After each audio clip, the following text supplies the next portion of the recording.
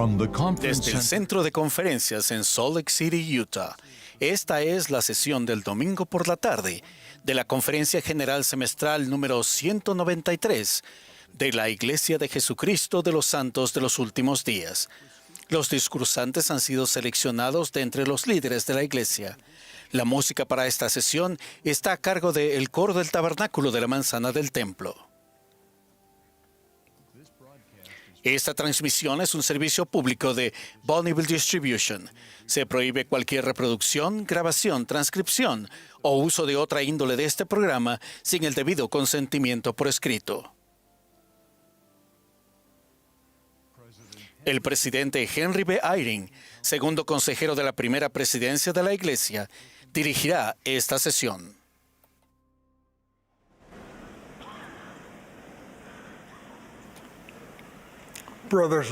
Hermanos y hermanas, les damos la bienvenida a la sesión del domingo por la tarde de la Conferencia General Semestral número 193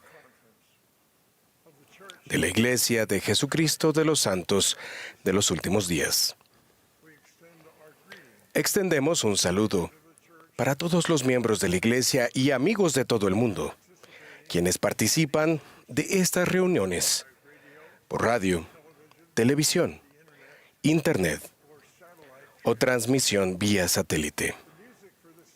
La música de esta sesión estará a cargo de el Coro del Tabernáculo de la Manzana del Templo, bajo la dirección de Mac Wilberg y Ryan Murphy, con Richard Elliott y Brian Matthias al órgano. El coro iniciará esta reunión cantando Todos los Santos. Luego, el elder Michael A. Dunn de los 70 ofrecerá la primera oración.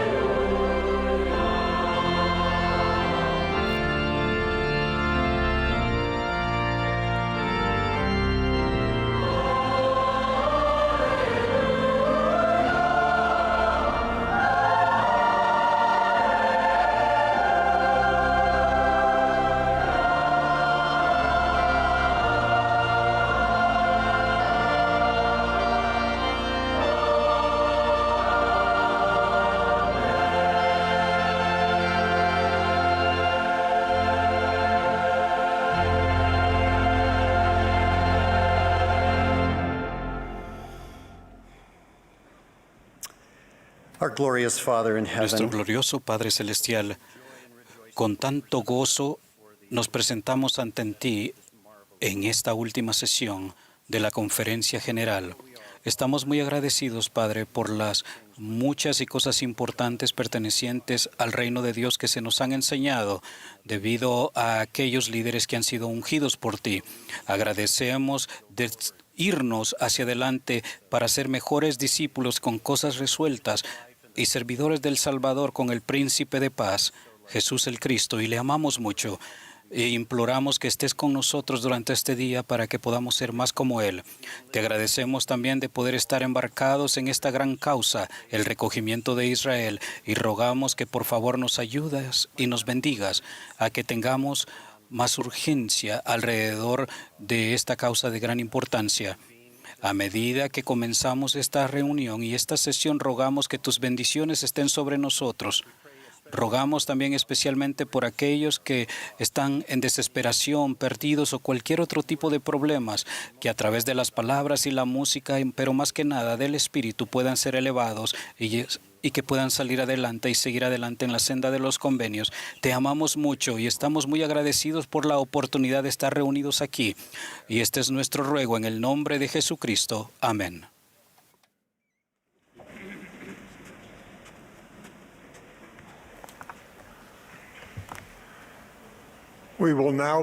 Ahora tendremos el privilegio de escuchar al elder Dale G. Renlund del Quórum de los 12 Apóstoles. Le seguirá el elder John C. Pingree Jr. de los 70. Luego de escuchar las palabras del elder Pingree, el coro cantará "Dime la historia de Cristo".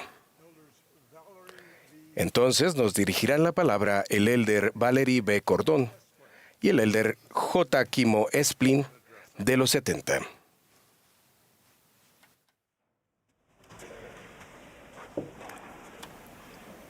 in 1907, En 1907, un inglés adinerado llamado George Herbert, quinto conde de Carnarvon, se mudó a Egipto y adquirió interés en la arqueología. Estableció contacto con un egiptólogo muy reconocido, Howard Carter, y le propuso una sociedad. Carter supervisaría las excavaciones arqueológicas y Carnarvon proveería el financiamiento. Ellos exploraron con éxito diversos yacimientos. Luego recibieron permiso para realizar excavaciones en el Valle de los Reyes, ubicado cerca de la Luxor moderna, donde se había hallado las tumbas de muchos faraones. Ellos decidieron buscar la tumba del rey Tutankamón, quien había llegado al trono de Egipto hacía más de 3.000 años y reinó durante 10 años hasta que falleció de forma imprevista. Se sabía que él había sido enterrado en el Valle de los Reyes, pero se desconocía la ubicación de su tumba. Carter y Carnarvon buscaron sin éxito la tumba de Tutankamón durante 5 años. Con el tiempo, Carnarvon informó a Carter que debía cesar la búsqueda infructuosa. Carter insistió en hacer una temporada más de excavaciones y Carnarvon accedió a financiarlo. Carter se dio cuenta de que se había excavado de manera metódica la totalidad del Valle de los Reyes, salvo el área de su campamento base. Tras excavar allí unos pocos días, encontraron los primeros peldaños que descendían a la tumba. Cuando al final Carter vislumbró la antecámara de la tumba de Tutankamón, vio oro por doquier. Luego de catalogar durante casi 3 meses lo que había en la antecámara, en febrero de 1923, hace 100 años, abrieron el sello de la cámara sepulcral. Este fue el hallazgo arqueológico más famoso del siglo XX. En esos años de búsqueda infructuosa, Carter y Carnarvon habían pasado por alto lo que estaba literalmente debajo de sus pies. Unos 5 siglos antes del nacimiento del Salvador, Jacob, el profeta del Libro de Mormón, se refirió al hecho de dar por sentado o restar valor a lo que tenemos cerca como traspasar lo señalado. Jacob previó que el pueblo de Jerusalén no reconocería al Mesías prometido cuando él llegara. Él profetizó que ellos serían un pueblo que despreciaría las palabras de claridad y procuraría cosas que no podían entender. Por tanto, a causa de su ceguedad, la cual vendría por traspasar lo señalado, es menester que caigan. En otras palabras, ellos tropezarían. La predicción de Jacob resultó ser acertada. Durante el ministerio terrenal de Jesús, muchos traspasaron o vieron más allá de lo señalado, más allá de Él. Vieron más allá del Salvador del mundo. En vez de reconocer su función de cumplir el plan del Padre Celestial, ellos lo condenaron y crucificaron. Buscaban y esperaban a alguien diferente que les trajera la salvación. Al igual que esas personas de Jerusalén, o tal como Carter y Carnarvon, también nosotros podemos tender a ver más allá de lo señalado. Debemos cuidarnos de esa tendencia, no sea que no veamos a Jesucristo en nuestra vida, ni reconozcamos las muchas bendiciones que Él nos ofrece. Lo necesitamos a Él.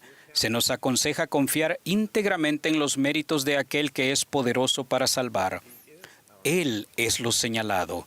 Si nos imaginamos erróneamente que necesitamos algo más allá de lo que Él nos ofrece, negaremos o reduciremos el alcance y poder que Él puede tener en nuestra vida. Él ha reclamado los derechos de misericordia y nos extiende esa misericordia. Él es la suprema fuente a la que hemos de acudir para la remisión de nuestros pecados. Él es nuestro abogado ante el Padre y defiende lo que el Padre siempre ha querido: que volvamos a Él como herederos en su reino. En las palabras del profeta Alma, debemos mirar y empezar a creer en el Hijo de Dios, que vendrá para redimir a los de su pueblo y que padecerá y morirá para expiar nuestros pecados, y que se levantará de entre los muertos, lo cual efectuará la resurrección. Jesucristo es nuestro tesoro. El Salvador nos da muchas formas de centrarnos en Él conscientemente, entre ellas el arrepentimiento diario. A veces subestimamos lo grande que es esta bendición y que se nos ofrece. Cuando tenía 8 años, mi padre me bautizó. Luego íbamos a cruzar una calle de mucho tráfico y le tomé de la mano, sin prestar atención. Bajé de la acera a la vía justo cuando pasaba un camión grande y ruidoso. De un tirón, mi padre me sacó de la vía y me devolvió a la acera. Si no lo hubiera hecho, el camión me habría golpeado. Conociendo mi naturaleza traviesa, pensé: quizás me hubiera sido mejor morir ahí, porque nunca volveré a estar tan limpio como ahora después de mi bautismo. A mis 8 años, pensaba de forma errónea que las aguas del bautismo lavaban los pecados. No es así. He aprendido desde entonces que los pecados se limpian por el poder de Jesucristo mediante su sacrificio expiatorio al hacer y al guardar el convenio bautismal. Y luego, mediante el don del arrepentimiento, podemos permanecer limpios. He aprendido que la Santa Cena trae a nuestra vida un poderoso ciclo virtuoso que nos permite retener la remisión de nuestros pecados. Así como el tesoro se hallaba bajo los pies de Carter y Carnarvon, las atesoradas bendiciones de la Santa Cena están a nuestra disposición cada vez que asistimos a la reunión sacramental. Se nos promete que el Espíritu Santo será nuestro compañero constante si tratamos a la Santa Cena como un nuevo converso ve su bautismo y confirmación, con un corazón quebrantado y un espíritu contrito, y la determinación de vivir a la altura del convenio bautismal. El Espíritu Santo nos bendice con su poder santificador para que retengamos la remisión de nuestros pecados siempre, semana a semana. Nuestro cimiento espiritual se fortalece mediante el arrepentimiento y al prepararnos a conciencia para la Santa Cena y al participar dignamente de ella. Solo teniendo un cimiento sólido es que podremos afrontar las lluvias, los vientos y los torrentes metafóricos que afrontamos en la vida. Por el contrario, nuestro cimiento espiritual se debilita cuando por voluntad propia no asistimos a la reunión sacramental o no nos centramos en el Salvador durante la Santa Cena. puede que, sin quererlo, nos separemos del Espíritu del Señor para que no tenga cabida en nosotros, para guiarnos por las sendas de la sabiduría, a fin de que seamos bendecidos, prosperados y preservados. Al tener el Espíritu Santo con nosotros, seremos inspirados y guiados a hacer y guardar otros convenios, como los que hacemos en el templo. Al hacerlo, se profundizará nuestra relación con Dios. Habrán notado que en años recientes se han anunciado nuevos templos que están cada vez más cerca de los miembros.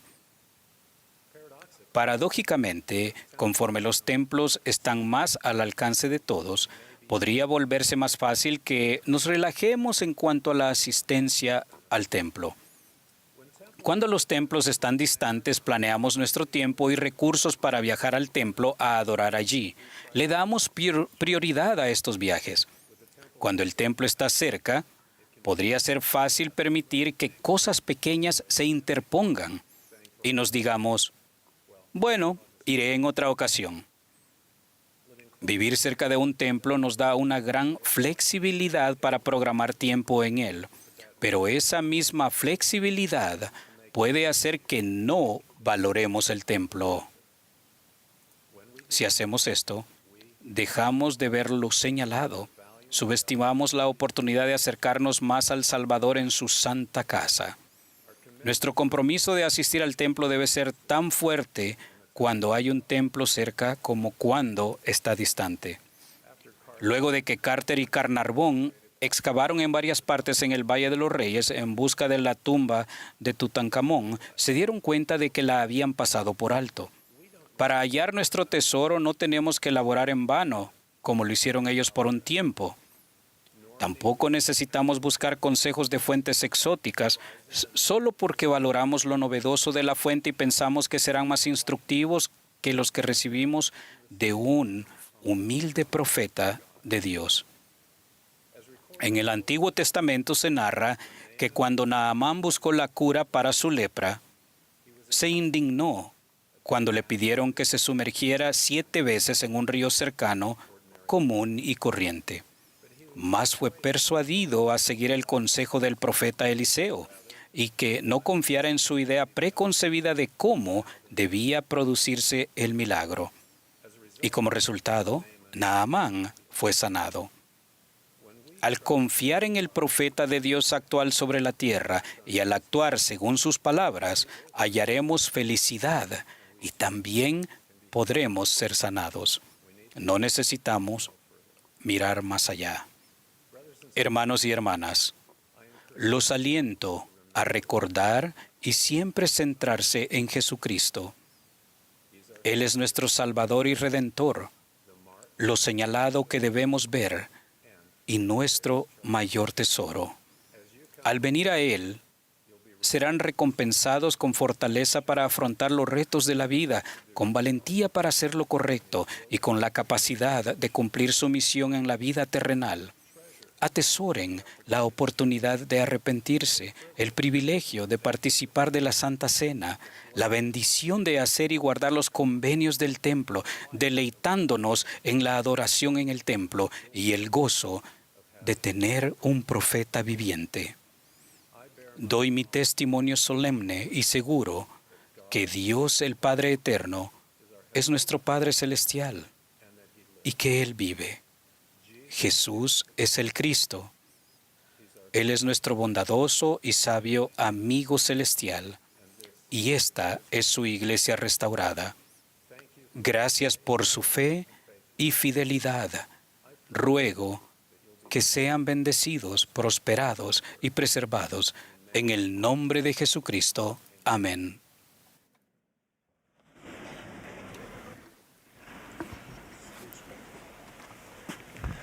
Thank you, Elder Renlund, for your beautiful Gracias, message. Elder Renlund, por su hermoso mensaje.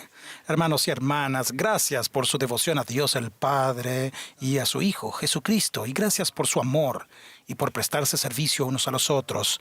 realmente son increíbles. Hace muchos años, después de recibir un llamamiento para servir como líderes de una misión de tiempo completo, nuestra familia decidió aprender el nombre de todos los misioneros antes de llegar al campo. Conseguimos fotografías, creamos tarjetas de memorización y empezamos a estudiar las caras y memorizar los nombres.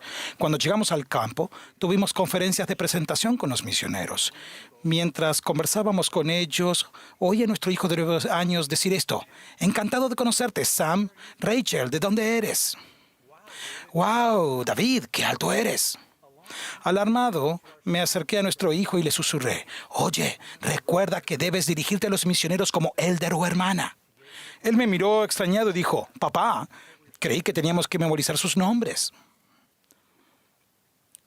Nuestro hijo hizo lo que consideró correcto, tal como él lo entendía. ¿Qué es lo que entendemos acerca de la verdad en el mundo actual? Se nos bombardea constantemente con opiniones firmes, información sesgada y datos incompletos. Al mismo tiempo, el volumen y las fuentes de esa información se están multiplicando. Nuestra necesidad de reconocer la verdad jamás ha sido más importante. La verdad es crucial para que establezcamos y fortalezcamos nuestra relación con Dios, hallemos paz y gozo y alcancemos nuestro potencial divino. Pensemos hoy en las siguientes preguntas. ¿Qué es la verdad y por qué es importante? ¿Cómo hallamos la verdad? Cuando la encontramos, ¿cómo podemos compartirla? El Señor nos ha enseñado en las Escrituras que la verdad es el conocimiento de las cosas como son, como eran y como han de ser. No fue creada ni hecha, y no tiene fin. La verdad es absoluta, fija e inmutable. En otras palabras, la verdad es eterna. La verdad nos ayuda a evitar el engaño, discernir el bien del mal, recibir protección y hallar consuelo y sanación. La verdad también puede guiar nuestras acciones, hacernos libres, santificarnos y conducirnos a la vida eterna. Dios nos revela la verdad eterna mediante una red de relaciones de revelación que incluyen a Él, a Jesucristo, al Espíritu Santo, a los profetas y a nosotros. Analicemos las funciones distintas pero interconectadas que cada participante desempeña en este proceso. Primero, Dios es la fuente de la verdad eterna. Él y su Hijo Jesucristo tienen un entendimiento perfecto de la verdad y siempre actúan en armonía con las leyes y los principios verdaderos. Este poder les permite crear y gobernar mundos, así como amarnos, guiarnos y nutrirnos perfectamente a cada uno de nosotros. Quieren que nosotros entendamos la verdad y la apliquemos para que podamos disfrutar de las bendiciones que ellos disfrutan. Pueden impartir la verdad en persona o, más comúnmente, mediante mensajeros tales como el Espíritu Santo, ángeles o profetas vivientes. Segundo, el Espíritu Santo testifica de toda verdad. Él nos revela la verdad directamente y da testimonio de la verdad enseñada por otras personas. Por lo general, las impresiones del Espíritu nos llegan como pensamientos a la mente y sentimientos al corazón. Tercero, los profetas reciben la verdad de Dios y comparten dicha verdad con nosotros. Aprendemos la verdad de los profetas del pasado en las Escrituras y de los profetas vivientes en la Conferencia General y mediante otros canales oficiales. Finalmente, ustedes y yo desempeñamos una función crucial en este proceso. Dios espera que busquemos, reconozcamos y actuemos de acuerdo con la verdad. Nuestra capacidad de recibir la verdad y aplicarla depende de la solidez de nuestra relación con el Padre y el Hijo, de nuestra sensibilidad a la influencia del Espíritu Santo y de nuestra alineación con los profetas de los últimos días. Debemos recordar que Satanás trabaja para alejarnos de la verdad. Él sabe que sin la verdad no podemos obtener la vida eterna. Y entreteje hilos de verdad con filosofías mundanas a fin de confundirnos y distraernos de los que Dios comunica. Conforme busquemos la verdad eterna, las siguientes 2 preguntas podrán ayudarnos a reconocer si un concepto proviene de Dios o de otra fuente. Primero, ¿se enseña el concepto constantemente en las Escrituras o en las palabras de los profetas vivientes? Y segundo, ¿se confirma el concepto por medio del testimonio del Espíritu Santo? Dios revela verdades doctrinales por medio de los profetas, y el Espíritu Santo nos confirma esas verdades y nos ayuda a aplicarlas. Debemos buscar recibir estas impresiones espirituales y estar preparados para cuando lleguen. Somos más receptivos al testimonio del Espíritu cuando somos humildes, oramos con sinceridad, estudiamos la palabra de Dios y guardamos sus mandamientos. Una vez que el Espíritu Santo nos confirma una verdad específica, nuestra comprensión se profundiza a medida que ponemos ese principio en práctica. Con el tiempo, si vivimos el principio de modo constante, obtenemos un conocimiento seguro de esa verdad. Por ejemplo, he cometido errores y he sentido remordimiento por malas decisiones, pero por medio de la oración, el estudio y la fe en Jesucristo, he recibido un testimonio del principio del arrepentimiento. Y al continuar arrepintiéndome, se ha fortalecido mi comprensión del arrepentimiento. Me he sentido más cerca de Dios y de su Hijo. Ahora sé que el pecado puede ser perdonado por medio de Jesucristo, pues experimento las bendiciones del arrepentimiento cada día. ¿Qué debemos hacer cuando buscamos sinceramente verdades que aún no se hayan revelado? Siento empatía por aquellos de nosotros que anhelamos respuestas que no parecen llegar. El Señor aconsejó a José Smith: guarda silencio hasta que yo considere propio dar a conocer todas las cosas concernientes al asunto. Y a Emma Smith le explicó: no murmures a causa de las cosas que no has visto, porque se han retenido de ti y del mundo para mi sabio propósito en un tiempo futuro. Yo también he buscado respuestas a preguntas sinceras. Muchas respuestas han llegado, otras no. Conforme aguardamos, confiando en la sabiduría y el amor de Dios, guardando sus mandamientos y confiando en lo que sí sabemos, Él nos ayuda a hallar paz hasta que revele la verdad de todas las cosas. Cuando buscamos la verdad, resulta de ayuda a entender la diferencia entre la doctrina y las normas. La doctrina se refiere a las verdades eternas, tales como la naturaleza de la Trinidad, el plan de salvación y el sacrificio expiatorio de Jesucristo. Las normas son la aplicación de la doctrina sobre la base de las circunstancias actuales. Las normas nos ayudan a administrar la iglesia de manera ordenada. Mientras que la doctrina jamás cambia, las normas se ajustan de cuando en cuando. El Señor obra por medio de sus profetas para ceñirse a su doctrina y modificar las normas de la iglesia de acuerdo con las necesidades de sus hijos. Desafortunadamente, a veces confundimos las normas con la doctrina. Si no entendemos la diferencia, corremos el riesgo de desilusionarnos cuando las normas cambian, lo que causa que algunas personas cuestionen la sabiduría de Dios o la función reveladora de los profetas. Cuando obtenemos la verdad de Dios, Él nos alienta a compartir ese conocimiento con otros. Lo hacemos al enseñar una clase, guiar a un niño o hablar de las verdades del Evangelio con un amigo. Nuestro objetivo es enseñar la verdad de un modo que propicie el poder de conversión del Espíritu Santo. Permítame compartir algunas invitaciones sencillas del Señor y de sus profetas que pueden ayudarnos. Centrarnos en el Padre Celestial, en Jesucristo y en su doctrina fundamental. Mantenernos basados en las Escrituras y en las enseñanzas de los profetas de los últimos días. Confiar en la doctrina establecida por medio de múltiples testigos que tienen autoridad. Evitar la especulación, las opiniones personales o las ideas del mundo. Enseñar los puntos de doctrina dentro del contexto de las verdades del Evangelio relacionadas. Usar métodos de enseñanza que propicien la influencia del Espíritu. Comunicarse con claridad para evitar malentendidos. En cómo enseñamos la verdad importa mucho. Pablo nos instó a hablar la verdad en amor. La verdad tiene la mayor probabilidad de bendecir a otra persona cuando se comunica con amor cristiano. La verdad que se enseña sin amor puede causar que nos sintamos juzgados, desalentados y solos. Con frecuencia conduce a resentimientos y división e incluso a conflictos. Por otra parte, el amor sin la verdad es vacío y carece de la promesa del progreso. Tanto la verdad como el amor son esenciales para nuestro desarrollo espiritual. La verdad proporciona la doctrina, los principios y las leyes necesarios para obtener la vida eterna, mientras que el amor genera la motivación necesaria para abrazar lo que es verdadero y actuar en consecuencia. Estaré agradecido para siempre por las personas que pacientemente me enseñaron la verdad eterna con amor. Para concluir, permítame compartir las verdades eternas que se han convertido en un ancla para mi alma. He llegado a conocer estas verdades al seguir los principios analizados hoy. Sé que Dios es nuestro amoroso Padre Celestial. Él es omnisciente y todopoderoso y ama con un amor perfecto. Él creó un plan para que obtengamos la vida eterna y lleguemos a ser semejantes a Él. Como parte de ese plan, envió a su Hijo, Jesucristo, a ayudarnos. Jesús nos enseñó a hacer la voluntad del Padre y a amarnos los unos a los otros. Expió por nuestros pecados y dio su vida en la cruz. Se levantó de entre los muertos después de 3 días. Por medio de Cristo y su gracia, resucitaremos.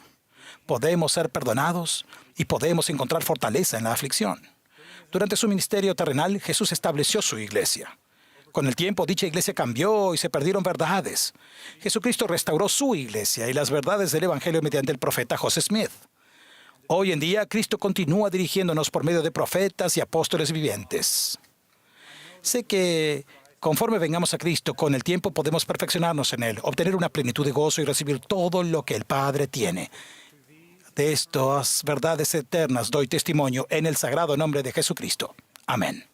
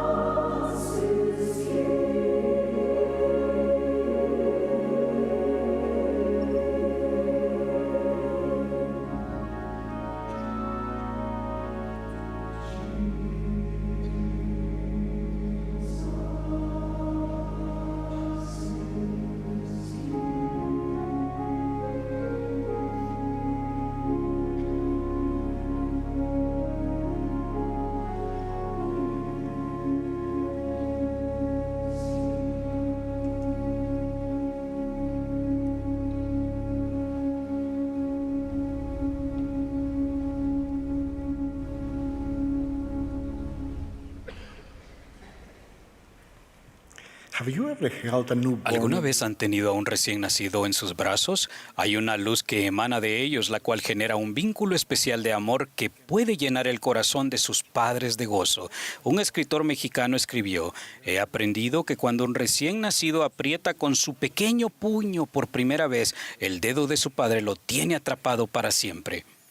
La crianza de los hijos es una de las experiencias más extraordinarias de la vida. Los padres se asocian con su Padre Celestial para guiar a sus hijos de vuelta al cielo. Hoy me gustaría transmitir algunas lecciones sobre la crianza de los hijos que se encuentran en las Escrituras y que han enseñado los profetas vivientes para ayudarnos a dejar un legado como padres. Debemos ascender a un nivel más alto al vivir la cultura del Evangelio con nuestras familias. El presidente Russell M. Nelson declaró: "La familia merece la guía que proviene del cielo. Los padres no pueden aconsejar adecuadamente a sus hijos basándose solo en su experiencia personal, el temor o la empatía. Aunque nuestros orígenes culturales, estilo de crianza y experiencias personales pueden sernos valiosos como padres, estas destrezas son insuficientes para ayudar a nuestros hijos a volver al cielo. Necesitamos acceso a un grupo de valores y prácticas más elevado, a una cultura tanto de amor como de expectativas, en la que interactuaremos con nuestros hijos de una manera más elevada y santa". El presidente Dallin H. Oaks describió la cultura del Evangelio como un modo de vida particular, un grupo de valores, expectativas y prácticas. Esta cultura del Evangelio deriva del plan de salvación, de los mandamientos de Dios y las enseñanzas de los profetas vivientes. Nos ofrece una guía en cuanto a la forma de criar a nuestra familia y de vivir nuestra vida personal. Jesucristo es el centro de esa cultura del Evangelio. Adoptar la cultura del Evangelio en nuestra familia es clave para crear un entorno fértil donde la semilla de la fe puede florecer. Para ascender a este nivel más alto, el presidente Oaks nos invita a dejar de lado cualquier tradición o práctica personal o familiar que sea contraria a las enseñanzas de la Iglesia de Jesucristo. Padres, la falta de decisión por nuestra parte para establecer la cultura del Evangelio puede permitir al adversario que se afiance en nuestros hogares, o peor, en el corazón de nuestros hijos. Conforme elegimos hacer que la cultura del Evangelio sea la cultura predominante en nuestra familia, entonces por la poderosa influencia del Espíritu Santo, nuestros estilos de crianza, tradiciones y prácticas actuales se verán depurados, alineados, refinados y mejorados. El presidente Russell M. Nelson ha enseñado que nuestro hogar debe ser el centro de aprendizaje del Evangelio. El propósito del Evangelio es profundizar nuestra conversión al Padre Celestial y a Jesucristo y ayudarnos a llegar a ser más semejantes a ellos. Consideremos 3 responsabilidades importantes de la crianza de los hijos que han descrito los profetas y apóstoles, las cuales pueden ayudarnos a establecer la cultura más elevada del Evangelio en el hogar. Primero, enseñar sin reservas. El Padre Celestial instruyó a Adán con respecto a Jesucristo y su doctrina. Él le instruyó a que enseñara estas cosas sin reserva a sus hijos. En otras palabras, el Padre Celestial le mostró a Adán cómo enseñar estas cosas de forma libre, generosa y sin restricciones. Las Escrituras nos dicen que Adán y Eva bendijeron el nombre de Dios e hicieron saber todas las cosas a sus hijos e hijas. Enseñamos a nuestros hijos generosamente cuando pasamos tiempo significativo con ellos. Enseñamos sin restricciones cuando hablamos de temas delicados como el tiempo que pasan frente a las pantallas, usando para ello los recursos que la Iglesia ha facilitado. Enseñamos libremente cuando estudiamos las Escrituras con nuestros hijos, usando Ven, sígueme, y permitimos que el Espíritu sea el maestro. Número 2. Ser modelos del discipulado. En el libro de Juan leemos que cuando varios judíos cuestionaron a Jesús acerca de su conducta, Él dirigió su atención hacia su modelo, su Padre. Él enseñó: "No puede el Hijo hacer nada por sí mismo, sino lo que ve hacer al Padre. Porque todo lo que el Padre hace, esto también lo hace el Hijo de igual manera". Padres, ¿de qué debemos ser modelos para nuestros hijos? De discipulado. Como padres, podemos enseñar la importancia de poner a Dios primero cuando hablamos del primer mandamiento, pero nos convertimos en modelos de ello cuando apartamos las distracciones del mundo y santificamos el día de reposo cada semana. Podemos enseñar la importancia de los convenios del templo cuando hablamos acerca de la doctrina del matrimonio celestial, pero nos convertimos en modelos de ello cuando honramos nuestros convenios y tratamos a nuestro cónyuge con dignidad. Tercero, invitar a actuar. La fe en Jesucristo debería ser el centro del testimonio de nuestros hijos, y ese testimonio debe llegar a cada hijo a través de la revelación personal. Para ayudar a nuestros hijos con la edificación de sus testimonios, los alentamos a usar su albedrío para elegir lo correcto y los preparamos para toda una vida en la senda de los convenios de Dios. Sería sabio alentar a cada uno de ellos a aceptar la invitación del presidente Nelson a hacerse cargo de su propio testimonio de Jesucristo y su evangelio. Trabajar para conseguirlo, nutrirlo de manera que crezca, alimentarlo con la verdad y no mezclarlo con las filosofías falsas de hombres y mujeres incrédulos. En una revelación dada a Moisés y la intención del Padre Celestial que se le dio a una revelación dada a Moisés, y se dijo lo siguiente: porque he aquí esta es mi obra y mi gloria, llevar a cabo la inmortalidad y la vida eterna del hombre. El presidente Nelson ha agregado: Dios hará todo lo que pueda, sin disminuir su albedrío, para ayudarlos a no perderse las más grandes bendiciones de toda la eternidad. Como padres, representamos al Señor en el cuidado de nuestros hijos. Debemos hacer todo lo que podamos para crear un entorno en el que nuestros hijos puedan sentir su divina influencia. El Padre Celestial nunca tuvo la intención de que como padres nos sentáramos a un lado como espectadores, observando cómo se desenvuelve la vida espiritual de nuestros hijos. Permítanme ilustrar esta idea de criar a los hijos con propósito mediante una experiencia personal. Cuando yo asistía a la primaria en una pequeña rama en Guatemala, mis padres comenzaron a enseñarme acerca del valor de las bendiciones patriarcales. Mi madre dedicó tiempo a hablarme sobre su experiencia de recibir su bendición patriarcal. Ella me enseñó la doctrina relacionada con las bendiciones patriarcales y testificó de las bendiciones prometidas. Su forma de criarnos con propósito me inspiró a tener el deseo de recibir mi bendición patriarcal. Cuando tenía 12 años, mis padres me ayudaron a buscar un patriarca. Esto era algo necesario porque no teníamos un patriarca en el distrito en el que vivíamos. Viajé para reunirme con un patriarca que vivía en una estaca a 156 kilómetros de distancia. Recuerdo cuando el patriarca puso sus manos sobre mi cabeza para bendecirme. Supe, mediante una poderosa confirmación espiritual, sin duda alguna, que mi Padre Celestial me conocía. Para un joven de 12 años, de un pequeño pueblo, eso lo significaba todo. Aquel día mi corazón se volvió a mi Padre Celestial, gracias a la forma que tenían mi madre y padre de criar a sus hijos con propósito, y les estaré agradecido eternamente. La hermana Joy de Jones, quien fue presidenta general de la primaria, dijo: no podemos esperar que la conversión sea algo que sencillamente le suceda a nuestros hijos. La conversión accidental no es un principio del Evangelio de Jesucristo. Nuestro amor e invitaciones inspiradas pueden marcar la diferencia en la forma en que nuestros hijos usan su albedrío.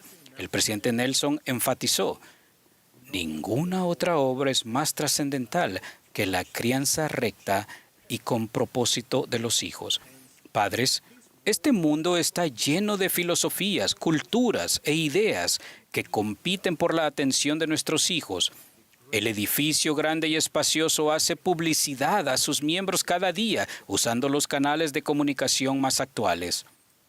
Mas en el don de su Hijo, Dios ha preparado, y enseñó Moroni, que Dios ha preparado un camino más excelente. Al asociarnos con Dios por medio de convenios y convertirnos en sus representantes al cuidado de nuestros hijos, Él santificará nuestras intenciones, inspirará nuestras enseñanzas y adaptará nuestras invitaciones para que nuestros hijos sepan a qué fuente han de acudir para la remisión de sus pecados. En el nombre de Jesucristo. Amén.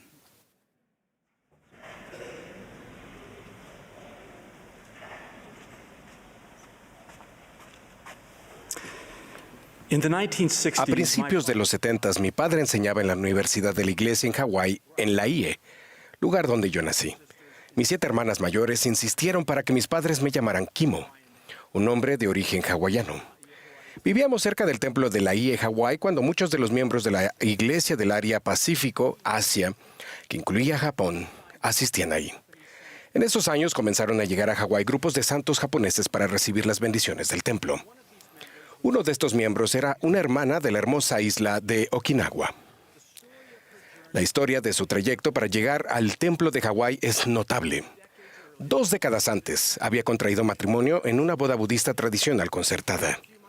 Meses después, Japón atacó Pearl Harbor, Hawái, creando un abrupto conflicto entre los Estados Unidos y Japón.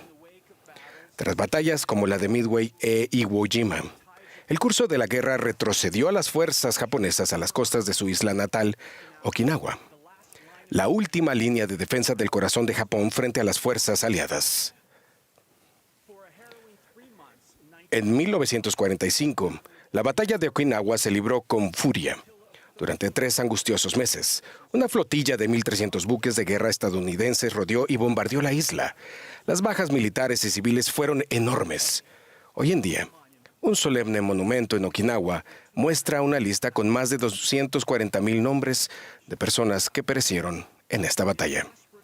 En un intento desesperado por escapar de los ataques, esta mujer de Okinawa, su esposo y sus 2 hijos pequeños buscaron refugio en una cueva en la montaña.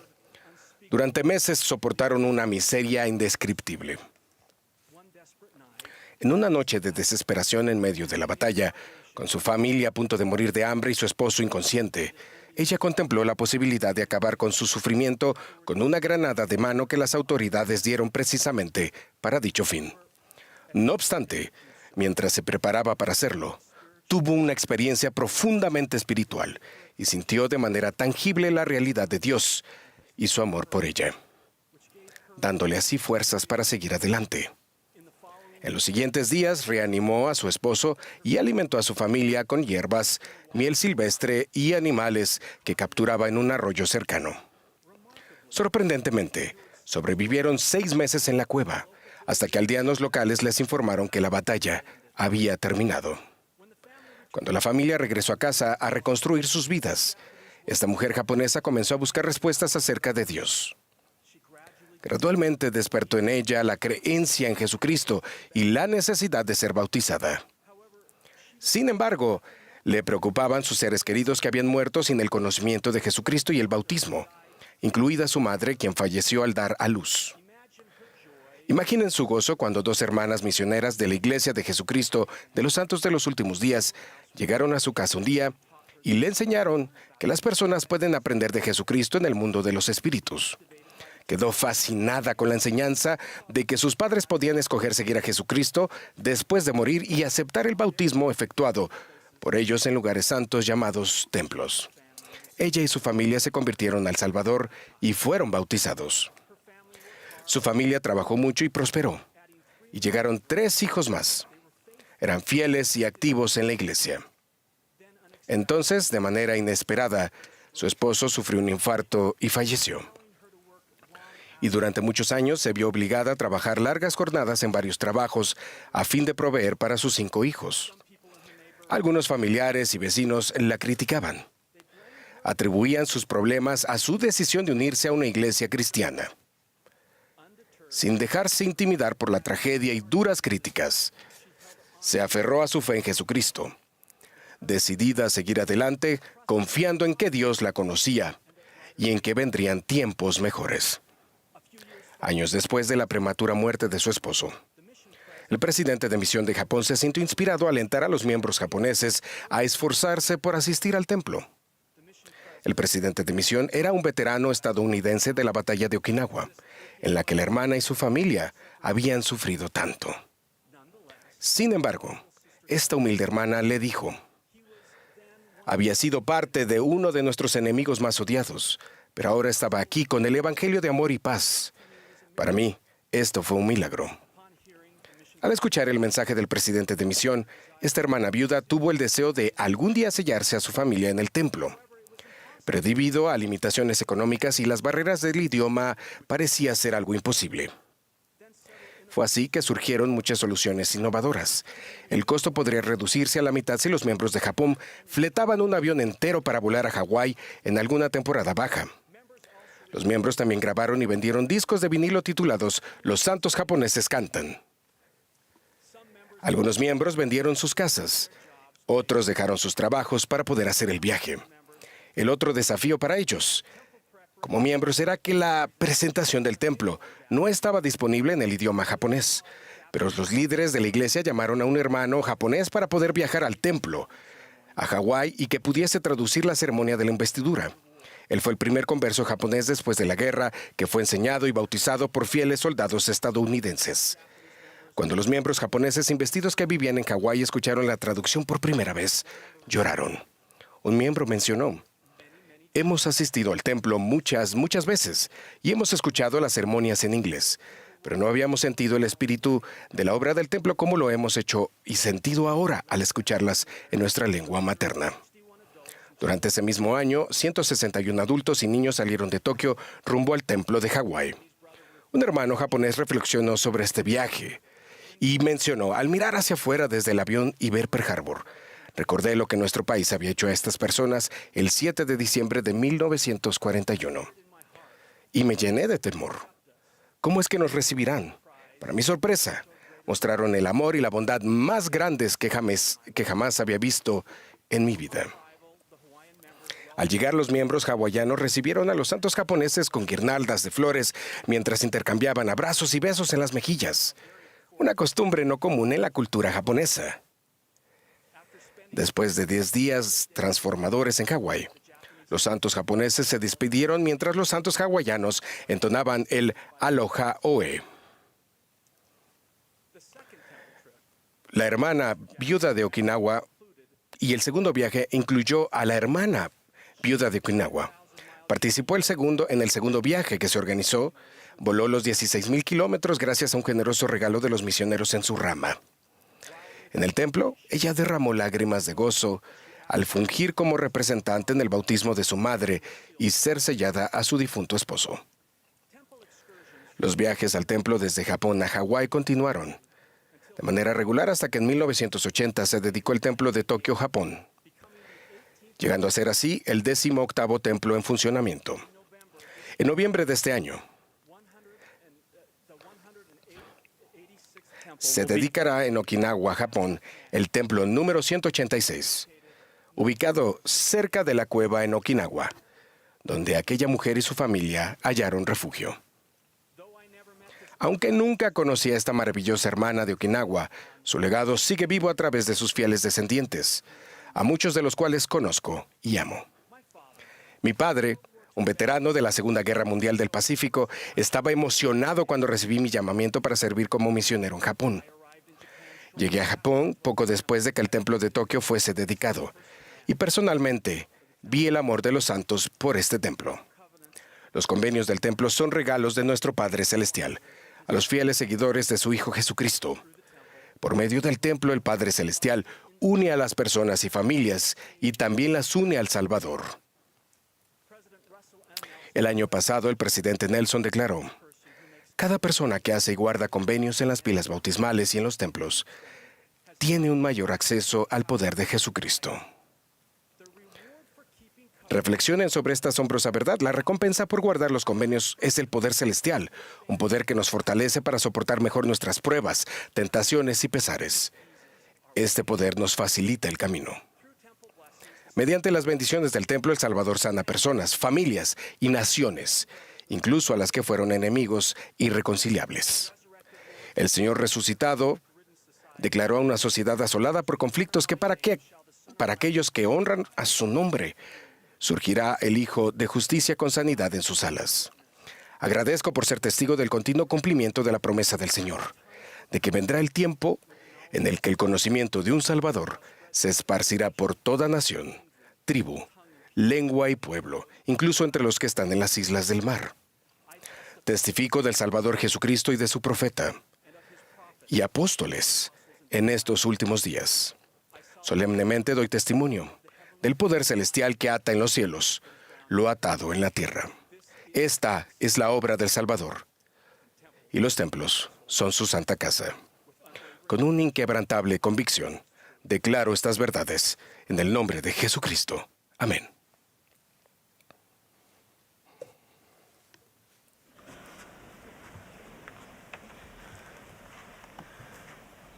As directed. Según se indique, la congregación se unirá al coro para poder cantar a Cristo Rey Jesús. Luego escucharemos al elder Garrett W. Gong del Quórum de los 12 Apóstoles. Le seguirá el elder Christoph G. Girau Carrier de los 70.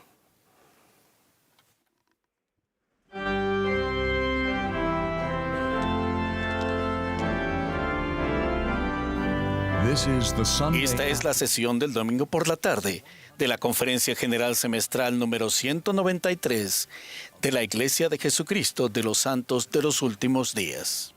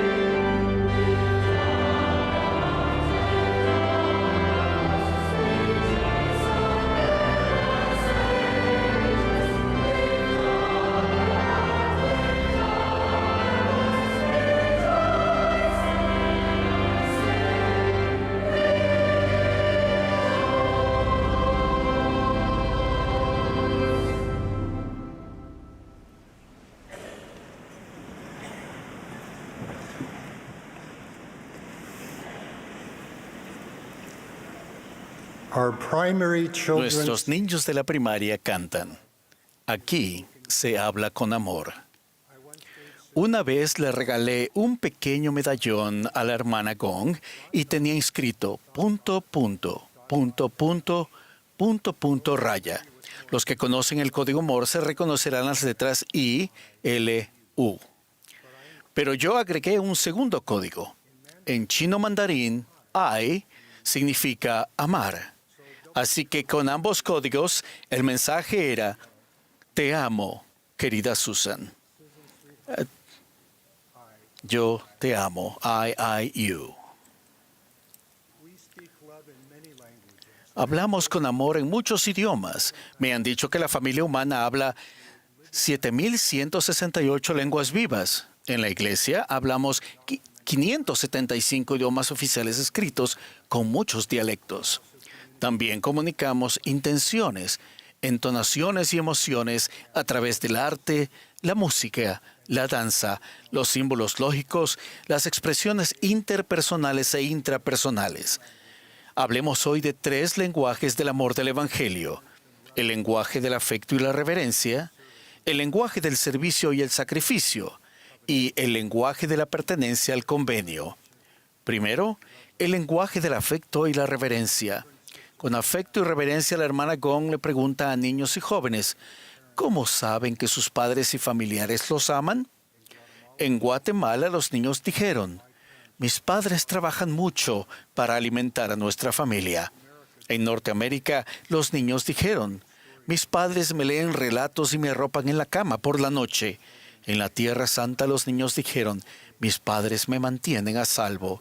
En Ghana, África Occidental, los niños dijeron, mis padres me ayudan con las metas de niños y jóvenes. Una niña dijo, aunque está muy cansada después de trabajar todo el día, mi madre juega conmigo afuera. Su madre lloró cuando supo que sus sacrificios diarios importaban. Una mujer joven dijo, aunque mi madre y yo a veces no estamos de acuerdo, confío en ella. Esa madre también lloró. En ocasiones necesitamos saber que el amor con que hablamos aquí es recibido y apreciado. Con afecto y reverencia, nuestra reunión sacramental y otras reuniones se centran en Jesucristo. Hablamos con reverencia de la expiación de Cristo como algo personal y real, y no hablamos de la expiación como algo abstracto. Llamamos a la Iglesia restaurada de Jesucristo por su nombre, la Iglesia de Jesucristo de los Santos de los Últimos Días. Empleamos un lenguaje reverente cuando nos dirigimos al Padre Celestial en oración y hablamos entre nosotros con afecto y respeto. Al reconocer que Jesucristo está en el centro de los convenios del templo, decimos menos, vamos al templo, y más, venimos a Jesucristo en la casa del Señor. Cada convenio susurra que aquí se habla con amor. Los miembros nuevos dicen que el vocabulario de la Iglesia a menudo requiere traducción. Nos reímos al pensar que un centro de estaca podría ser un edificio hecho de palos. Que el centro de reuniones del barrio fuera el club del vecindario y los ejercicios de apertura en invitación a cantar cabeza, cara, hombros, pies en el estacionamiento de la iglesia. Pero, por favor, seamos comprensivos y amables mientras aprendemos juntos nuevos lenguajes del amor. A una conversa reciente de la iglesia le dijeron que sus faldas eran demasiado cortas. En lugar de ofenderse, ella respondió algo como, mi corazón se ha convertido. Por favor, sean pacientes mientras mis faldas se ponen al día. Las palabras que utilizamos pueden acercarnos o alejarnos de otros cristianos y amigos. A veces hablamos de la obra misional, la obra del templo, la obra del servicio humanitario y la obra de bienestar de un modo que puede hacer que los demás crean que pensamos en que trabajamos por nuestra cuenta. Hablemos siempre con reverente y afectuosa gratitud sobre la obra y la gloria de Dios y sobre los méritos, la misericordia y gracia de Jesucristo y su sacrificio expiatorio. Segundo, el lenguaje del Evangelio del servicio y el sacrificio. Al reunirnos en la iglesia cada semana para honrar y regocijarnos en el día de reposo, podemos expresar nuestro compromiso del convenio sacramental con Jesucristo y entre nosotros, a través de los llamamientos de la iglesia, la hermandad, la sociabilidad y el servicio. Cuando pregunto a los líderes locales de la iglesia qué les preocupa, tanto hermanos como hermanas responden, algunos de nuestros miembros no aceptan llamamientos en la iglesia. Los llamamientos para servir al Señor y a los demás en su iglesia brindan la oportunidad de crecer en compasión, aptitudes y humildad. Al ser apartados, podemos recibir la inspiración del Señor para levantar y fortalecer a otros, así como a nosotros mismos. Por supuesto, las circunstancias cambiantes y las distintas etapas de nuestra vida pueden afectar nuestra capacidad de servir, pero esperemos que nunca afecte nuestro deseo. Junto con el rey Benjamín decimos, si tuviera, daría, y ofrecemos todo lo que podemos. Líderes de barrio y de estaca, hagamos nuestra parte cuando llamemos y relevemos a hermanos y hermanas para servir en la iglesia del Señor. Por favor, hagámoslo con dignidad e inspiración. Ayuden a que cada uno se sienta apreciado y capaz de tener éxito. Por favor, pidan consejo y escuchen a las hermanas líderes. Recordemos, como enseñó el presidente J. Reuben Clark, que en la Iglesia del Señor servimos en el lugar al que se nos llama, el cual ni se procura ni se rechaza. Cuando la hermana Gong y yo nos casamos, el elder David B. Haight nos aconsejó: tengan siempre un llamamiento en la iglesia, especialmente cuando la vida sea ajetreada, dijo. Necesitan sentir el amor del Señor por aquellos a quienes sirven y por ustedes mientras sirven. Les prometo que aquí, allí y en todo lugar se habla con amor cuando respondemos sí a los líderes para servir al Señor en su iglesia por medio de su Espíritu y nuestros convenios. La iglesia restaurada del Señor puede ser una incubadora para la comunidad de Sion. Al adorar, servir, disfrutar y aprender de su amor juntos, nos afirmamos unos a otros en su evangelio. Quizás discrepemos en cuestiones políticas o sociales, pero encontramos la armonía cuando cantamos juntos en el coro del barrio. Fomentamos la conexión y luchamos contra el aislamiento conforme ministramos regularmente y con el corazón en los hogares de unos y otros. Durante las visitas a miembros con los presidentes de SACA, siento el profundo amor que ellos sienten por los miembros en cualquier circunstancia. Un presidente de estaca señaló: mientras pasábamos por delante de las casas de los miembros de su estaca, que tanto si vivimos en una casa con piscina o una casa con suelo de tierra, el servicio de la iglesia es un privilegio que a menudo incluye sacrificios. Sin embargo, observó sabiamente que cuando servimos y nos sacrificamos juntos en el Evangelio, encontramos menos falta y mayor paz. Cuando se lo permitimos, Jesucristo nos ayuda a que hablemos con su amor aquí. Este verano, nuestra familia conoció a miembros y amigos de la Iglesia Maravillosa en Loughborough y Oxford, Inglaterra. Esas reuniones tan significativas me recordaron que las actividades sociales y de servicio de la Iglesia pueden crear lazos nuevos y duraderos. Desde hace algún tiempo siento que en muchos lugares de la iglesia, si se hicieran más actividades de barrio, por supuesto, planificadas y llevadas a cabo con un propósito del Evangelio, podríamos entrelazarnos con un sentido de pertenencia y una unidad aún mayores. Un presidente y un comité de actividades de barrio inspirados nutren a las personas y a la comunidad de santos. Sus actividades bien planificadas ayudan a que todos se sientan valorados, incluidos y llamados a desempeñar una función necesaria. Estas actividades crean un puente entre las diversas edades y culturas, que crean recuerdos duraderos y pueden llevarse a cabo con costos bajos o nulos. Las actividades entretenidas del Evangelio unen a vecinos y amigos. La sociabilidad y el servicio suelen ir de la mano. Los jóvenes adultos saben que, si quieren conocer a alguien de verdad, tienen que ponerse a pintar juntos en un proyecto de servicio. Por supuesto, ningún individuo, ninguna familia es perfecta. Todos necesitamos ayuda para hablar con más amor aquí. El perfecto amor echa fuera el temor. La fe, el servicio y el sacrificio nos hacen mirar más allá de nosotros mismos y nos acercan a nuestro Salvador. Cuanto más compasivo, fiel y desinteresado sea nuestro servicio y sacrificio por Él, más podremos comenzar a comprender la compasión y gracia expiatoria de Cristo por nosotros. Y eso nos lleva al lenguaje del Evangelio de la pertenencia y el convenio. Vivimos en un mundo egocéntrico. Casi todo es yo me elijo a mí. Es como si creyéramos que conocemos mejor nuestro propio interés y de cómo perseguirlo. Pero en última instancia, esto no es cierto. Jesucristo personifica esta poderosa verdad eterna. Porque todo el que quiera salvar su vida, la perderá. Y todo el que pierda su vida por causa de mí, la hallará. Porque, ¿qué aprovecha al hombre o a una mujer si ganase todo el mundo y perdiere su alma? Jesucristo nos ofrece un camino mejor, relaciones cimentadas en convenios divinos, más fuertes que los lazos de la muerte.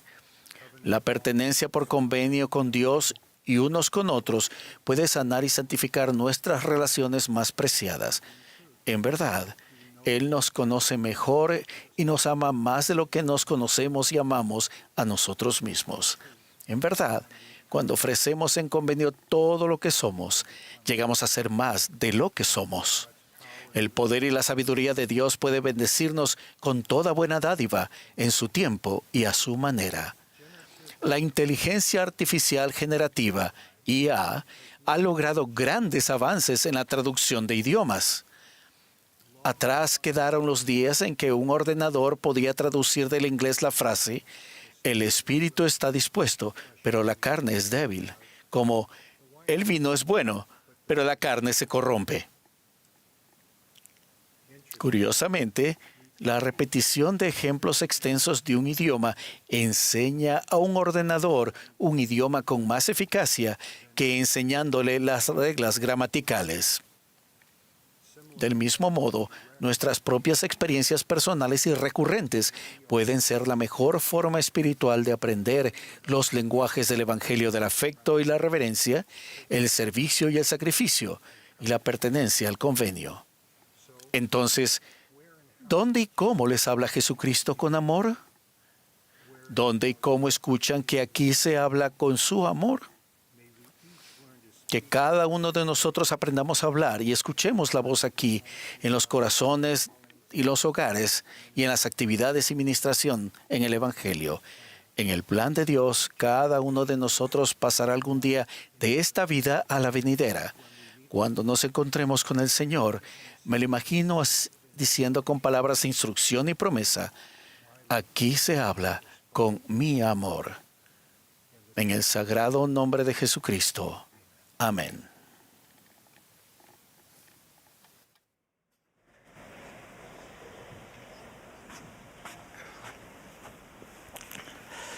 ¿Recuerdan la experiencia del profeta Samuel cuando el Señor lo envió a la casa de Isaí para ungir al nuevo rey de Israel? Samuel vio a Eliab, el primogénito de Isaí. Al parecer, Eliab era alto y tenía la apariencia de un líder. Al contemplar eso, Samuel llegó a una conclusión precipitada. Tal conclusión resultó ser la equivocada, y el Señor le enseñó a Samuel, no mires a su parecer ni a lo grande de su estatura, pues el hombre mira lo que está delante de sus ojos, pero Jehová mira el corazón. ¿Recuerdan la experiencia que tuvo el discípulo Ananías cuando el Señor lo envió a bendecir a Saulo? La reputación de Saulo lo precedía, y Ananías había oído hablar de él y de su cruel e implacable persecución contra los santos. Ananías escuchó eso y concluyó precipitadamente que tal vez no debía ministrar a Saulo.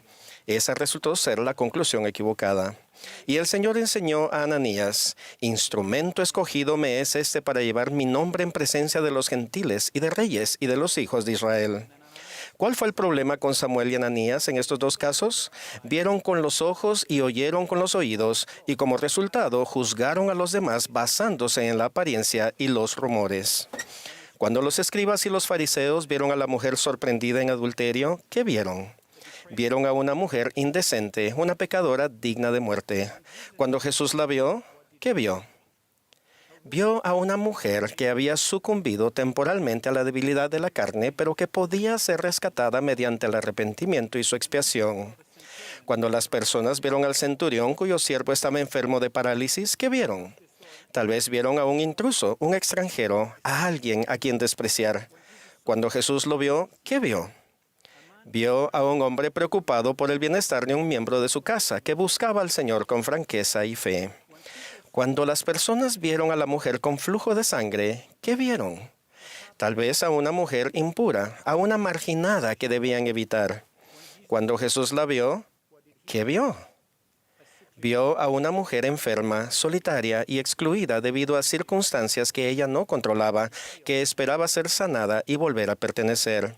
En todos los casos, el Señor vio a esas personas por quienes eran y en consecuencia ministró a cada una. Como Nefi y su hermano Jacob declararon, Él invita a todos ellos a que vengan a Él, sean negros o blancos, esclavos o libres, varones o mujeres, y se acuerda de los paganos, y todos son iguales ante Dios. Ante su vista, un ser es tan precioso como el otro. Ruego que no permitamos que nuestros ojos, oídos o temores nos confundan, sino que abramos el corazón y la mente y ministremos libremente a los que nos rodean, como Él lo hizo. Hace algunos años, mi esposa Isabel recibió una asignación inusual de administración.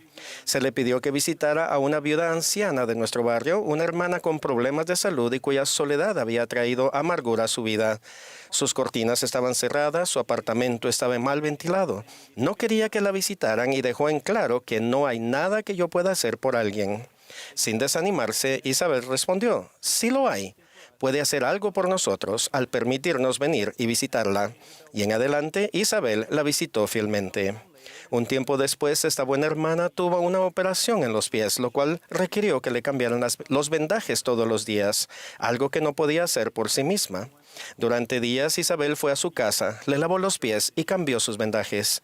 Ella nunca vio la fealdad, nunca sintió el hedor. Solo vio a una hermosa hija de Dios necesitada de amor y cuidados amables. A lo largo de los años, innumerables personas y yo hemos sido bendecidos por el don de Isabel de ver como el Señor ve. No importa si uno es presidente de Saca o quien da la bienvenida en el barrio, si es el rey de Inglaterra o vive en una choza, si habla su idioma o un lenguaje diferente, si guarda todos los mandamientos o tiene dificultades con algunos. Ella les servirá su mejor comida en su mejor vajilla. La posición económica, el color de piel, los antecedentes culturales, la nacionalidad, el grado de rectitud o cualquier otro identificador o etiqueta no tiene importancia para ella. Ella ve con el corazón, ve a un hijo de Dios en cada persona. El presidente Nelson enseñó, el adversario se regocija en las etiquetas porque nos dividen y restringen la forma en que pensamos sobre nosotros mismos y los unos de los otros. Qué triste es vernos honrar las etiquetas más que honrarnos unos a otros. Las etiquetas nos llevan a juzgarnos unos a otros y enemistarnos. Cualquier forma de abuso o prejuicio hacia otra persona debido a su nacionalidad, raza, orientación sexual, sexo, nivel de educación, cultura o cualquier otro identificador es importante. Es importante y ofensivo para nuestro Hacedor. Francés no es quien soy, indica dónde nací. Blanco no es quien soy, es el color de mi piel. Profesor no es quien soy, es lo que me desempeñé para sostener a mi familia. 70 autoridad general no es quien soy yo, es donde sirvo en el reino en este momento. Primero, como nos recordó el presidente Nelson, soy hijo de Dios. Ustedes también lo son, y también lo son todas las demás personas que nos rodean. Ruego que lleguemos a apreciar más esta maravillosa verdad. Eso lo cambia todo. Tal vez nos hayamos criado en distintas culturas. Podemos provenir de circunstancias socioeconómicas diferentes. Nuestro legado terrenal, incluso nuestra nacionalidad, color de piel, preferencias gastronómicas, orientación política, etc., pueden variar enormemente. Pero somos sus hijos, todos nosotros sin excepción. Tenemos el mismo origen divino y el mismo potencial ilimitado por medio de la gracia de Jesucristo. C.S. Lewis lo expresó de esta manera. Es algo muy serio pensar que vivimos en una sociedad de posibles dioses y diosas. Recordar que la persona más aburrida y menos interesante con la que podamos hablar un día se puede convertir en una criatura que si la viéramos ahora nos sentiríamos tentados a adorar. No hay personas comunes y corrientes. Nunca hemos hablado con un simple mortal. Naciones, culturas, artes, civilizaciones, estas son mortales y su vida es para nosotros como la vida de un mosquito. Pero son inmortales aquellos con quienes bromeamos, trabajamos, nos casamos, quienes despreciamos y explotamos. Nuestra familia ha tenido el privilegio de vivir en diferentes países y culturas. Nuestros hijos han sido bendecidos al casarse con personas de distintos orígenes étnicos.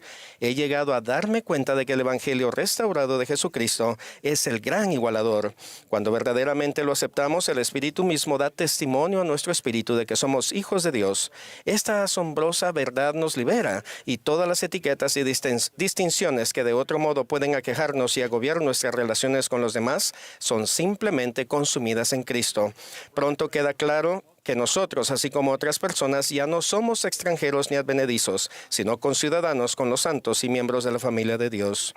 Hace poco escuché al presidente de rama de una de nuestras unidades multiculturales referirse a esto como pertenecer al convenio.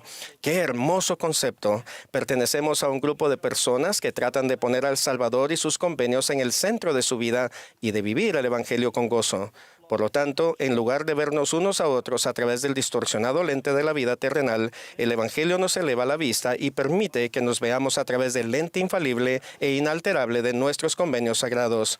Al hacerlo, comenzamos a eliminar nuestros propios prejuicios y sesgos naturales hacia los demás, lo cual a su vez los ayuda a minimizar sus prejuicios y sesgos hacia nosotros en un maravilloso ciclo virtuoso. En efecto, seguimos la invitación de nuestro querido profeta. Mis amados hermanos y hermanas, la manera en que nos tratamos en verdad importa. En verdad importa el modo en que hablamos a los demás y de los demás en casa, en la capilla, en el trabajo y en línea. Hoy pido que interactuemos con los demás de una manera más elevada y santa. Esta tarde, con el espíritu de esta invitación, deseo añadir mi compromiso al que los niños de la primaria nos dieron. Si tienes otra forma de andar, algunos te evitarán, mas yo no lo haré. Si tienes otra forma de hablar, unos de ti se burlarán, mas yo no lo haré. Contigo iré y hablaré, y así tú sentirás mi amor. No evitó Jesús a nadie, dio su amor a todos, yo también lo haré. Testifico que aquel a quien nos dirigimos como nuestro Padre Celestial es en verdad nuestro Padre, que nos ama, que conoce íntimamente a cada uno de sus hijos y que se preocupa profundamente por cada uno y que en verdad todos somos iguales ante Él. Testifico que la manera en que nos tratamos el uno al otro es un reflejo directo de nuestra comprensión y aprecio por el sacrificio y la expiación supremos de su Hijo, nuestro Salvador Jesucristo. Ruego que, al igual que Él, podamos amar a los demás, porque eso es lo correcto, no porque ellos estén haciendo lo correcto o se estén ajustando al molde correcto. En el nombre de Jesucristo. Amén.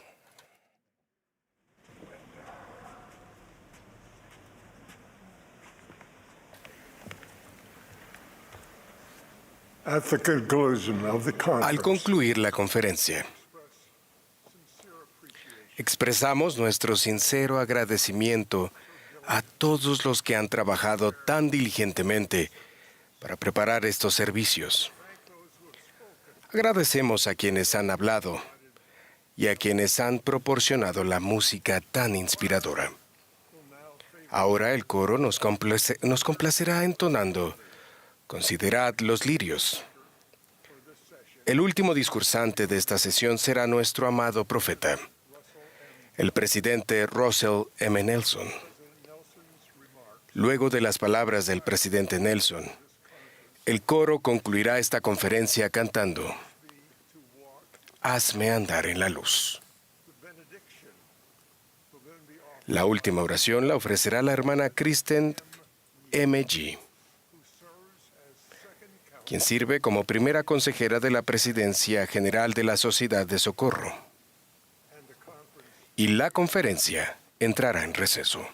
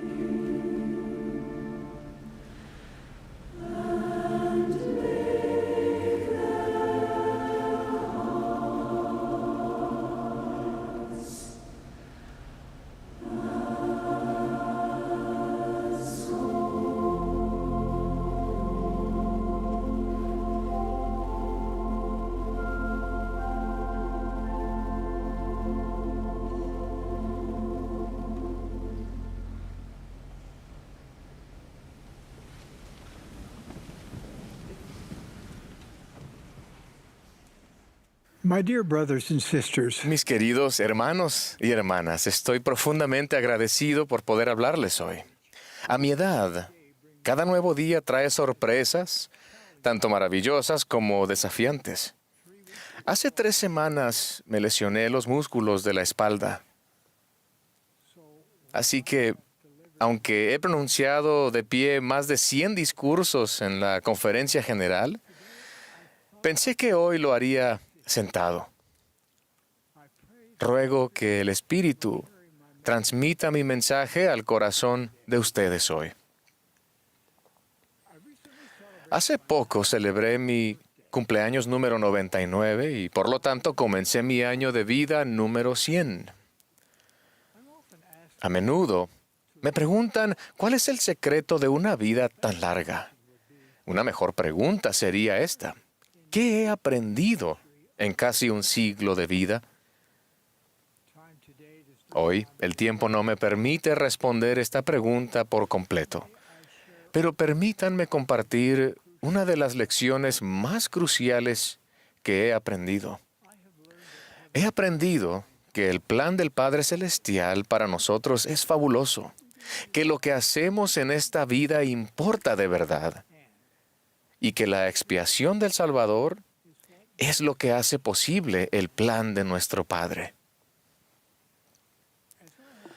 Al lidiar con el intenso dolor que me causó mi reciente lesión, he sentido un aprecio aún mayor por Jesucristo y por el incomprensible don de su expiación. Piensen en ello. El Salvador sufrió dolores, aflicciones y tentaciones de toda clase para que Él nos pudiera consolar, sanar y rescatar en los momentos de necesidad. Jesucristo describió su experiencia en Getsemaní y en el Calvario: padecimiento que hizo que yo, Dios, el mayor de todos, temblara a causa del dolor y sangrara por cada poro. Mi lesión me ha llevado a reflexionar una y otra vez sobre la grandeza del Santo de Israel. En mi proceso de sanación, el Señor ha manifestado su poder divino de maneras apacibles e inequívocas. Gracias a la expiación infinita de Jesucristo, el plan de nuestro Padre Celestial es un plan perfecto. La comprensión del fabuloso plan de Dios devela el misterio de la vida y elimina la incertidumbre de nuestro futuro. Permite que cada uno de nosotros elija cómo vivirá aquí en la tierra y dónde vivirá para siempre. El concepto sin ninguna base de que deberíamos comer, beber y divertirnos porque mañana moriremos y nos irá bien es una de las mentiras más absurdas del universo. Esta es la gran noticia del plan de Dios. Esas mismas cosas que harán de su vida terrenal la mejor vida posible son exactamente las mismas cosas que harán de su vida durante toda la eternidad la mejor vida posible. Hoy, para ayudarlos a hacerse merecedores de las abundantes bendiciones que el Padre tiene para ustedes, los invito a adoptar la costumbre de pensar de manera celestial. Pensar de manera celestial significa ser de mente espiritual. Del profeta Jacob en el libro de Mormón, aprendemos que ser de mente espiritual es vida eterna. La vida terrenal es una clase magistral sobre cómo aprender a elegir las cosas de mayor importancia eterna. Hay demasiadas personas que viven como si no hubiera nada más que esta vida. Sin embargo, lo que ustedes eligen hoy determinará 3 cosas: dónde vivirán durante la eternidad, el tipo de cuerpo con el que resucitarán y las personas con quienes vivirán para siempre. Por lo tanto, piensen de manera celestial. En mi primer mensaje como presidente de la Iglesia, los alenté a comenzar con el fin en mente. Esto significa hacer del reino celestial su meta eterna. Y luego, pensar detenidamente en qué lugar del mundo venidero los colocará cada una de las decisiones que tomen mientras estén aquí en la tierra. El Señor ha enseñado con claridad que solamente los hombres y las mujeres que sean sellados como esposo y esposa en el templo y que guarden sus convenios estarán juntos por las eternidades. Él dijo,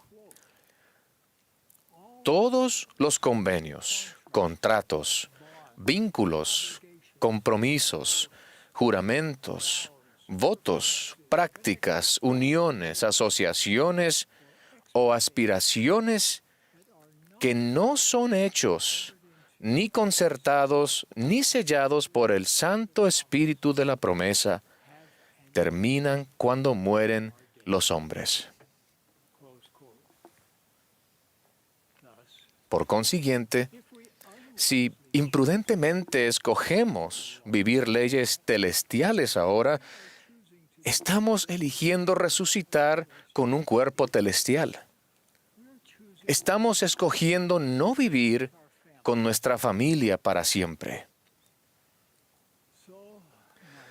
De modo que, mis queridos hermanos y hermanas, ¿cómo, dónde y con quién quieren vivir ustedes para siempre? Ustedes eligen. Cuando tomen decisiones, los invito a adoptar una perspectiva a largo plazo, una perspectiva eterna. Pongan a Jesucristo en primer lugar, porque la vida eterna de ustedes depende de su fe en Él y en su expiación. Y depende también de su obediencia a las leyes de Él. La obediencia les prepara el camino para una vida de gozo hoy en día y para una gran y eterna recompensa mañana. Cuando afronten un dilema, piensen de manera celestial. Cuando la tentación los ponga a prueba, piensen de manera celestial. Cuando la vida o sus seres queridos los decepcionen, piensen de manera celestial. Cuando alguien muera prematuramente, piensen de manera celestial. Cuando la enfermedad devastadora de alguien se prolongue, piensen de manera celestial.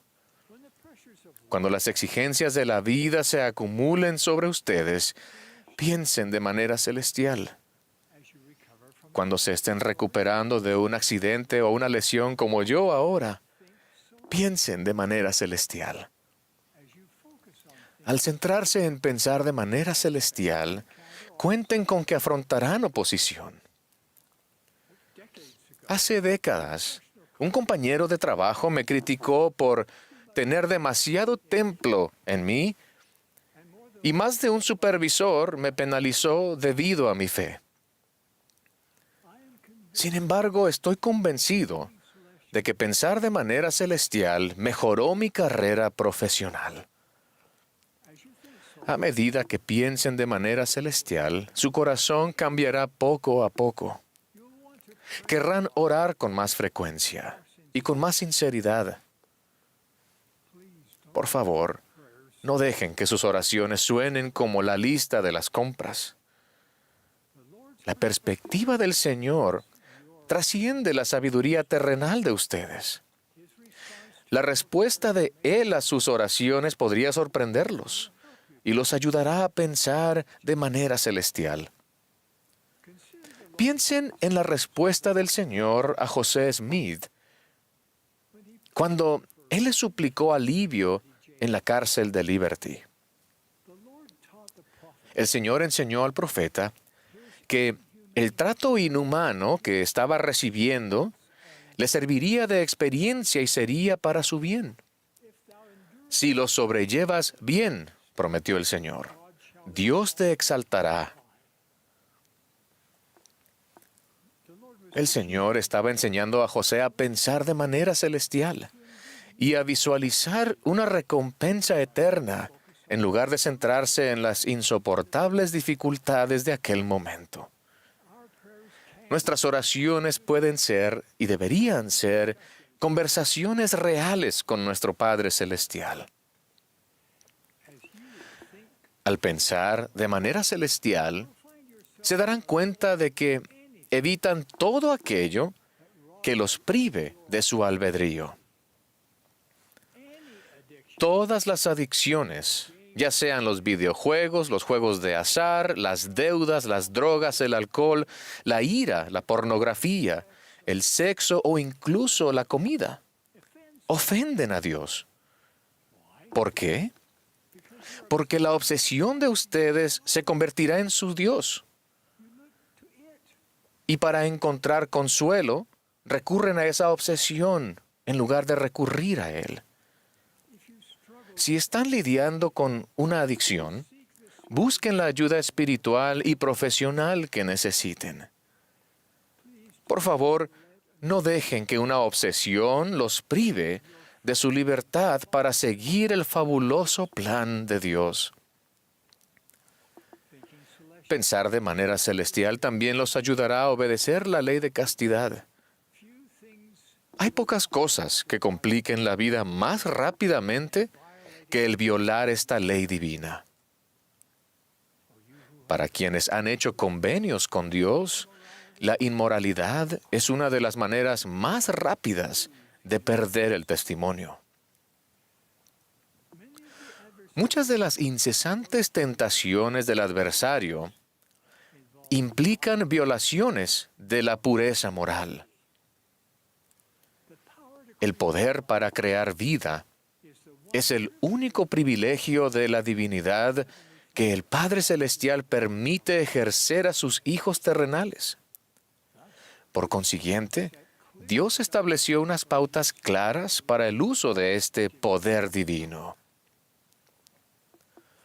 La intimidad física es exclusivamente para un hombre y una mujer que estén casados el uno con el otro. Una gran parte del mundo no cree en esto, pero la opinión pública no es el árbitro de la verdad. El Señor ha declarado que ninguna persona que no sea casta llegará al reino celestial.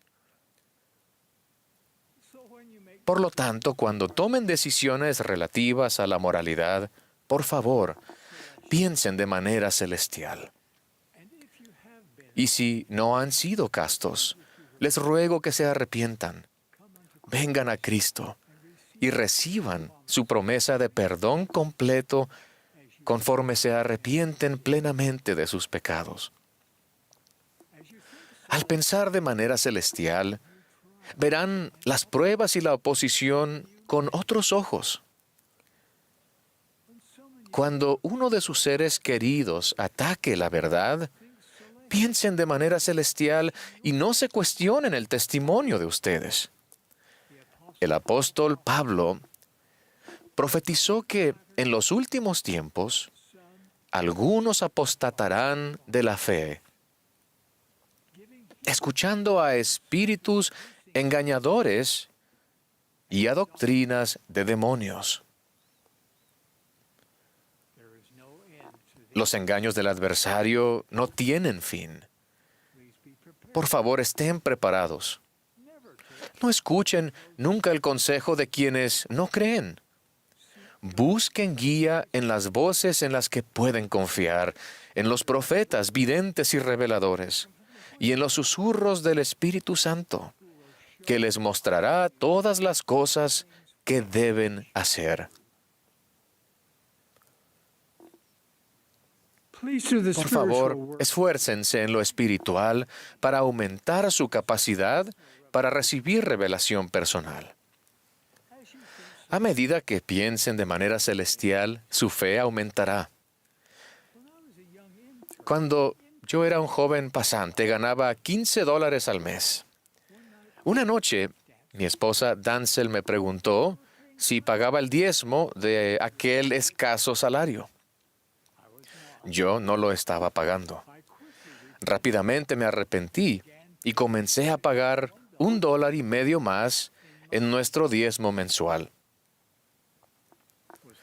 ¿Cambió la iglesia en algo porque nosotros pagáramos más diezmo? Desde luego que no. Sin embargo, pagar un diezmo íntegro me cambió a mí. Fue entonces cuando aprendí que pagar el diezmo es cuestión de fe, no de dinero. Como pagador de un diezmo íntegro, las ventanas de los cielos empezaron a abrirse para mí. Atribuyo al pago fiel de diezmos varias oportunidades profesionales que tuve posteriormente. El pago del diezmo requiere fe y también edifica la fe en Dios y en su Hijo amado. Escoger llevar una vida virtuosa en un mundo sexualizado y politizado edifica la fe. Pasar más tiempo en el templo edifica la fe.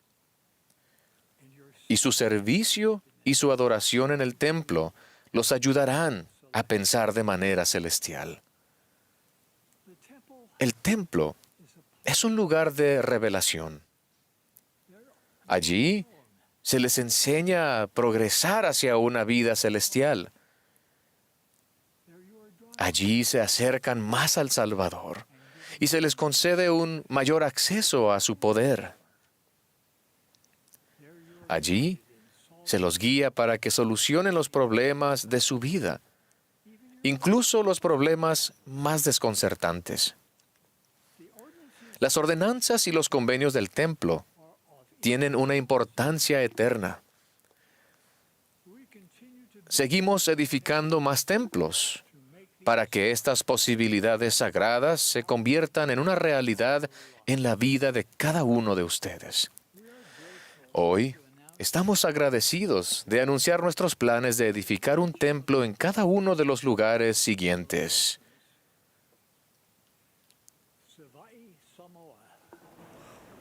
Cancún, Mexico. Piura, Perú. Huancayo, Perú. Viña del Mar, Chile. Goiânia, Brazil. João Pessoa, Brazil. Calabar, Nigeria. Cape Coast, Ghana. Luanda, Angola. Mujimai, Democratic Republic of the Congo. Loag, Philippines. Osaka, Japan. Kahului, Maui, Hawaii. Fairbanks, Alaska. Vancouver, Washington. Colorado Springs, Colorado. Tulsa, Oklahoma. Roanoke, Virginia. And Ulaanbaatar, Mongolia. The Lord is directing us El Señor nos manda que edifiquemos estos templos para ayudarnos a pensar de manera celestial. Dios vive. Jesús es el Cristo. Se ha restaurado su iglesia para bendecir a todos los hijos de Dios. Testifico de ello en el sagrado nombre de Jesucristo. Amén.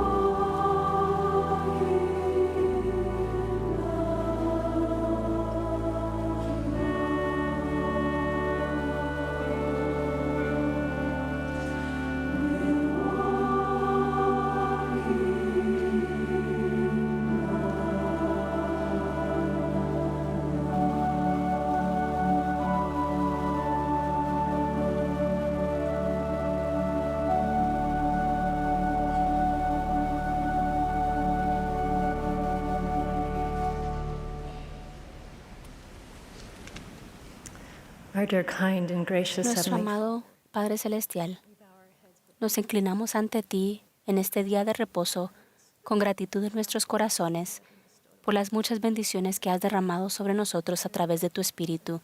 Agradecemos, Padre, por los profetas y apóstoles vivientes. Agradecemos por el consejo inspirado que ha venido a través de ellos. Agradecemos, Padre, por nuestro Salvador amoroso Jesucristo, por su sacrificio expiatorio y su poder sanador y redentor en nuestras vidas. Rogamos, Padre, que podamos pensar de manera celestial y alinear nuestras vidas, que podamos recibir todo aquello que tienes para nosotros, aún hasta la vida eterna. Te amamos, Padre. Ofrecemos nuestros corazones dispuestos hacia ti y lo hacemos en el nombre de tu Hijo y nuestro Salvador, Jesucristo. Amén.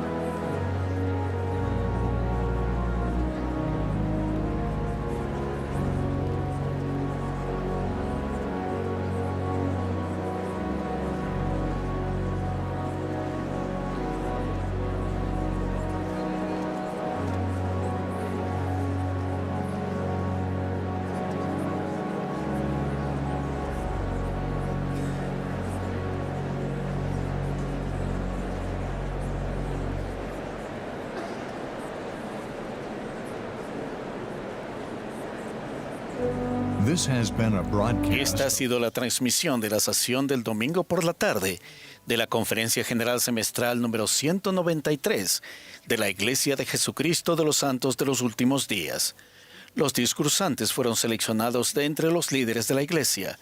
La música estuvo a cargo de El Coro del Tabernáculo de la Manzana del Templo. Esta transmisión ha sido un servicio público de Bonneville Distribution. Se prohíbe cualquier reproducción, grabación, transcripción o uso de otra índole de este programa sin el debido consentimiento por escrito.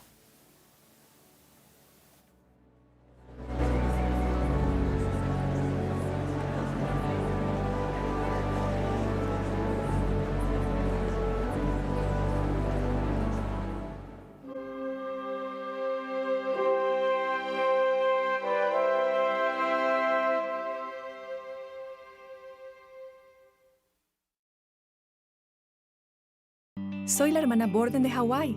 Gracias por unirse.